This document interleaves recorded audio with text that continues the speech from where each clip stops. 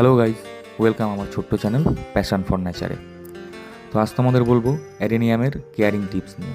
যারা ফেব্রুয়ারি থেকে মার্চের মধ্যে অ্যাডেনিয়াম রিপট ও হার্ড প্রুনিং করে দিয়েছো তাদের জন্য এই ভিডিওটা। যাদের এখনও ঠিকঠাকভাবে ডালপালা আসছে না গাছে, তারা কী সার ইউজ করবে দেখতেই পাচ্ছ। এখানে আছে ইফকো কোম্পানির সিউইড আর হিউমিক অ্যাসিড। তো আমরা এখন যতক্ষণ না ডালপালা গাছে ঠিকঠাক মতন আসছে, আমরা এই সার দুটো ইউজ করব। তো বলে দিই হিউমিক অ্যাসিড কী করে ইউজ করব। হিউমিক অ্যাসিড ইউজ করব প্রত্যেক 3 থেকে 4 দিন পর পর 3 বার। মানে আপনি যদি আজকের থেকে দেওয়া শুরু করেন, 3 দিন পর আবার দেবেন, 3 দিন পর আবার দেবেন, 3 দিন পর আবার দেবেন, হিউমিক অ্যাসিড দেওয়া বন্ধ। এটা আমরা কেন দেবো? গাছের মিডিয়াতে রিপোর্টের সময় আমরা যে খাবার দিয়েছিলাম সেটা গাছ অব্দি পৌঁছাতে সাহায্য করবে হিউমিক অ্যাসিড। ব্যাস, হিউমিক অ্যাসিডের কোর্স কমপ্লিট। তারপর চলে আসবে আমরা সিউইডে। সিউইড দেবো 15 দিন পর পর।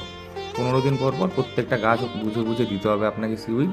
এগুলো দেখতেই পাচ্ছি, এগুলো আমার অনেক পুরনো গাছ, 8 থেকে 10 বছরের গাছ। এগুলো তো একটু বেশিই লাগবে, আর এগুলো 2 থেকে 3 বছরের গাছ। তো এগুলোতে আমি ঠিক এই পরিমাণে দিচ্ছি। তো আপনি সেভাবে বুঝে বুঝে দিয়ে দেবেন।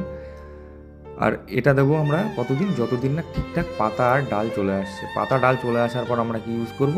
এনপিকে 00-20 বা 00-50, যেটাতে ফুল আসতে সাহায্য করবে।